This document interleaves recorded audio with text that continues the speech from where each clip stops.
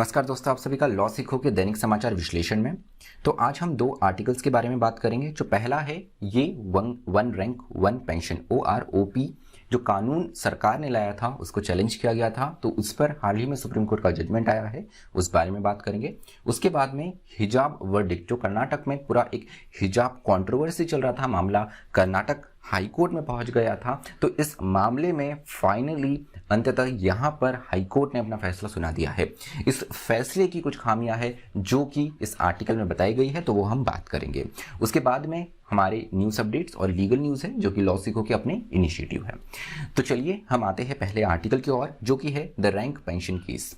तो यहाँ पर सुप्रीम कोर्ट ने बुधवार के दिन एक महत्वपूर्ण जजमेंट दिया, जिसमें उन्होंने कहा कि वन रैंक वन पेंशन से संबंधित जो एक पूरा स्कीम, जो एक पूरा कानून लेकर आई है सरकार नवंबर 2015 को, ये अपने आप में सही है कॉन्स्टिट्यूशनल की दृष्टि में। तो यहाँ पर ये अनकॉन्स्टिट्यूशनल नहीं होता है और इससे कॉन्स्टिट्यूशनलिटी का यहाँ पे सेफगार्ड मिलता है, ये सुप्रीम कोर्ट ने स्पष्टतः कहा। अर्थात वन रैंक वन पेंशन जो स्कीम सरकार के द्वारा लाई गई है, ये अपने आप में सही बताई गई है कोर्ट के द्वारा। अब जान लेते हैं कि यहाँ पर क्यों चैलेंज किया गया था, क्या कोर्ट का रूलिंग है।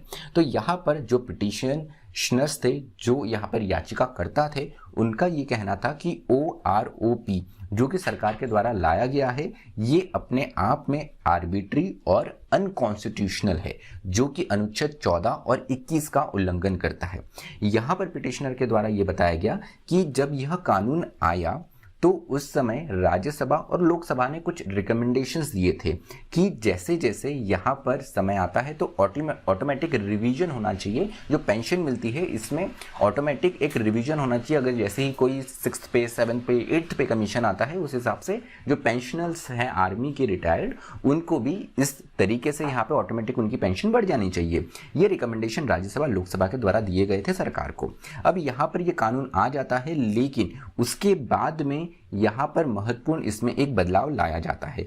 इस बदलाव को लेकर ही यहाँ पर इस चीज को चैलेंज किया गया था कि यहाँ पर एक पीरियोडिक रिवीजन की बात की गई थी। अब पीरियोडिक रिवीजन जो है ये सरकार के हाथ में पूर्णतः होगा, तो इसी को लेकर भी यहाँ पर प्रश्न उठाया गया।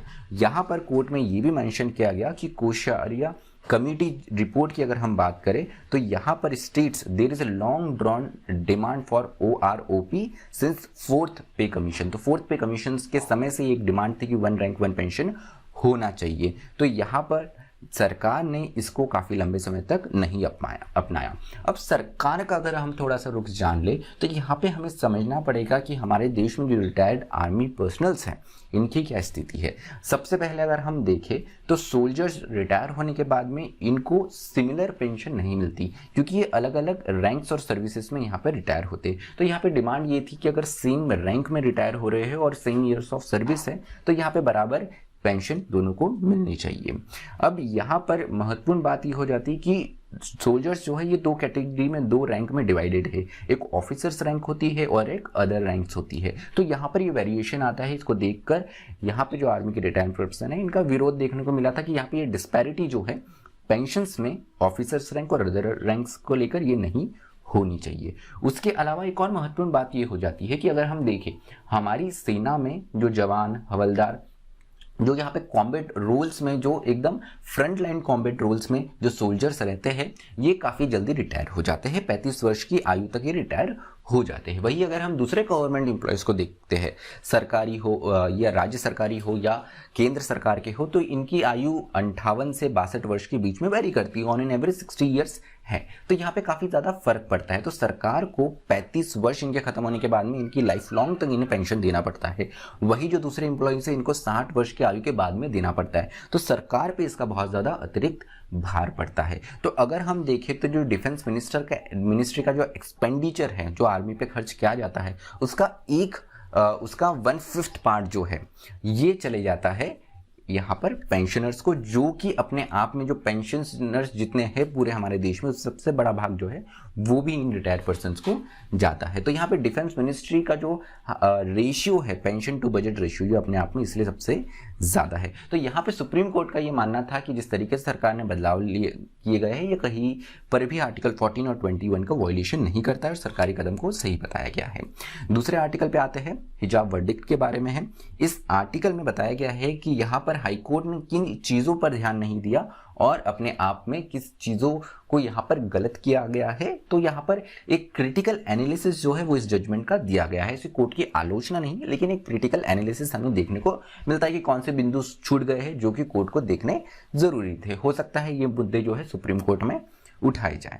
तो चलिए हम देख लेते हैं 3 बिंदुओं पर यहाँ पर ब्रॉड कंक्लूजन जजमेंट का आता है। सबसे पहले ये बताया गया कि जो हिजाब है ये एसेंशियल प्रैक्टिस नहीं है इस्लाम का, इसलिए एज अ राइट आर्टिकल 25 में जो दिया गया है फ्रीडम ऑफ रिलीजन, इसको आप प्रैक्टिस नहीं कर सकते क्योंकि ये एसेंशियल प्रैक्टिस नहीं है और केवल एसेंशियल प्रैक्टिस को यहाँ पर अधिकार के रूप में मांगा जा सकता है। उसके अलावा यहाँ पर राइट ऑफ फ्री एक्सप्रेशन जो है ये आप क्लासरूम जैसे स्पेस में यहाँ नहीं क्लेम कर सकते हैं। उसके अलावा गवर्नमेंट का जो ऑर्डर है हिजाब को क्लासरूम्स में नहीं पहनने का, ये डिस्क्रिमिनेटरी नहीं है क्योंकि सरकार ने ओवरऑल एकदम ब्लैंकेट बैन नहीं लगाया हिजाब पे, सिर्फ एक सर्टेन कंडीशन में और एक सर्टेन प्लेस पे लगाया है। अब यहाँ पर महत्वपूर्ण बात ये होती है कि आप फ्रीडम ऑफ रिलीजन की जब बात करते हैं, इसकी जब रिस्ट्रिक्शंस की बात करते हैं, तो उस संबंध में अभी तक जितने केसेस हुए हैं इसमें कहीं ना कहीं एक ग्रुप का राइट जो है वो उस फ्रीडम जो एक religious freedom right to religion था वो एक दूसरे में क्लैश देखने को मिलता है। लेकिन इस केस में हमें ऐसा देखने को नहीं मिला, कोई भी कम्युनिटी इससे प्रभावित नहीं हुई। जैसे शबरीमाला में अगर हम बात कर ले तो एक रिलीजियस प्रैक्टिस है, राइट टू रिलीजन होता है कि वो अपने तरीके से अपने रिलीजन को यहाँ पर उसकी प्रैक्टिसेस कर सकते हैं, लेकिन वही महिलाओं को वहाँ जाना अलाउड नहीं था एक सर्टेन आयु वर्ग की, जिससे महिलाओं एक कम्युनिटी एक ग्रुप का राइट अफेक्ट हो रहा था। तो यहाँ पर रिलीजन वर्सेस एक कम्युनिटी या एक ग्रुप ऑफ पीपल का हमारा राइट दिखता है, लेकिन इस केस में ऐसा कुछ भी नहीं था जिसमें किसी ग्रुप का या किसी कम्युनिटी का राइट यहाँ पर अफेक्ट नहीं हो रहा था। तो अपने आप में एसेंशियल प्रैक्टिस का टेस्ट लगाना क्या इस पर सही था, ये भी एक मुद्दा उठाया गया है। उसके अलावा हमें बिजॉय इमैनुअल केस जो 1986 में हुआ था, इसमें जिसे नेशनल एंथम केस भी कहा जाता है, इसमें एक महत्वपूर्ण बात ये आती है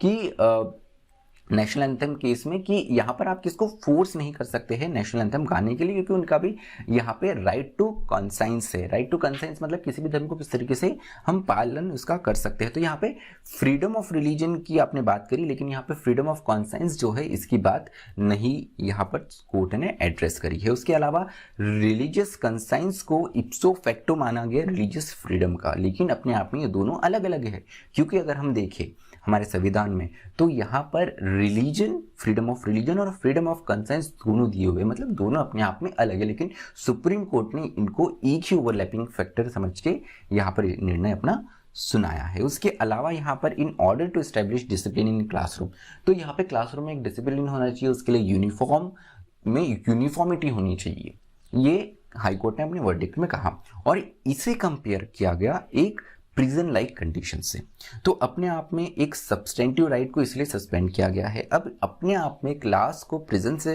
कंपेयर करना कितने हद तक सही रहेगा और यहाँ पे जो सब्सटेंटिव राइट को सस्पेंड किया गया है ये कितने हद तक सही रहेगा, ये भी एक विचार यहाँ पे बताया गया। उसके अलावा केंद्रीय विद्यालय में आर्ग्यूमेंट किया गया था कि जो केंद्रीय विद्यालय है यहाँ पे एक एकोमोडेटिव अप्रोच लिया गया है, हिजाब आप पहन सकते हैं लेकिन आपको उसी कलर का और उसी रंग का होना चाहिए जो कि आपकी यूनिफॉर्म की है। उसी तरीके से यहाँ पर जो सिख लोग यहाँ पे टर्बन पहनते हैं उसके लिए भी वैसे रूल लगाए गए हैं, लेकिन इस फैक्टर को भी कहीं ना कहीं यहाँ पे इग्नोर किया गया हाईकोर्ट के द्वारा।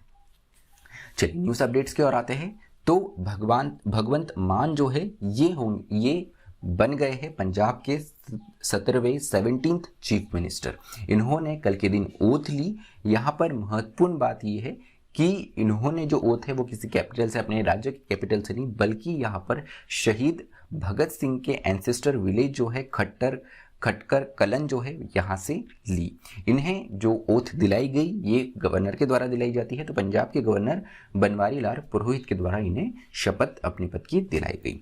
अगली खबर है रणजी से। रणजी में झारखंड ने अपने आप में एक नया कीर्तिमान रचा है। इन्होंने सबसे बड़ी लीड का यहाँ पे वर्ल्ड रिकॉर्ड रचा है। यहाँ पे नागालैंड के खिलाफ इनका मुकाबला चल रहा था और यहाँ पर 1008 रन्स का हाईएस्ट एवर हिस्ट्री में ये हमें एक लीड देखने को मिलता है, जो सिर्फ भारत में नहीं अपितु पूरे वर्ल्ड में सबसे बड़ा एक लीड बना। उसके अलावा जो अगली खबर है ये green hydrogen fuel cell electric vehicle के बारे में है।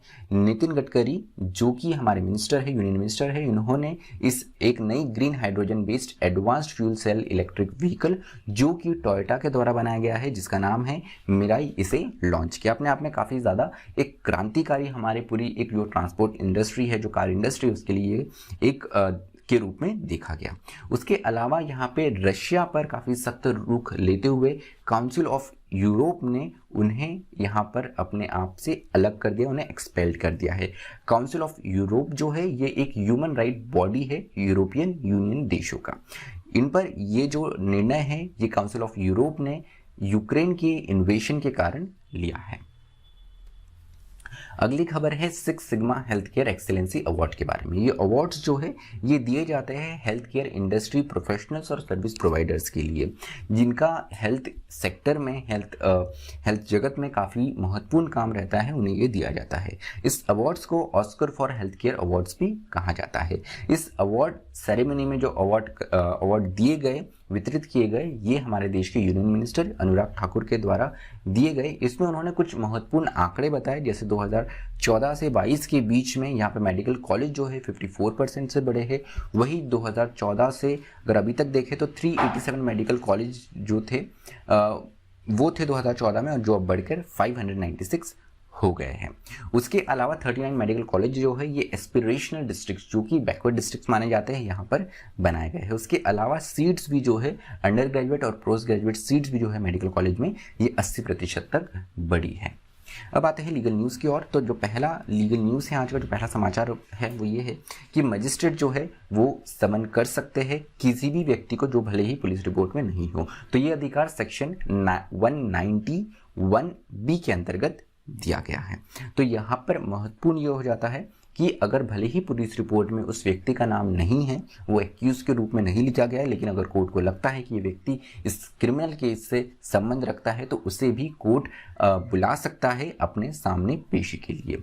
अगली खबर पुनः रशिया से है। इंटरनेशनल कोर्ट ऑफ जस्टिस में मामला चल रहा था रशिया वर्सेस यूक्रेन का, जो इन्वेशन करा है रशिया ने यूक्रेन में उसको लेकर। तो इंटरनेशनल कोर्ट ऑफ जस्टिस जो है इन्होंने अपना डिसीजन यूक्रेन के फेवर में दिया और रशिया को कहा है कि वो अपने सारे मिलिट्री ऑपरेशन जो है वो यहाँ पे बंद कर दे। ये ऑर्डर जो है 13:2 के वोट से यूक्रेन के फेवर में दिया गया है। उसके अलावा भारत के जो दलवीर भंडारी है, जो कि इंटरनेशनल कोर्ट ऑफ जस्टिस के एक जज है, उन्होंने भी ये अपना जो निर्णय है वो यूक्रेन के फेवर में दिया है। तो चलिए आज का जो हमारा विश्लेषण है वो ये समाप्त होता है। मुझे सुनने के लिए आप सभी का धन्यवाद। Thank you. Stay tuned to law सीखो।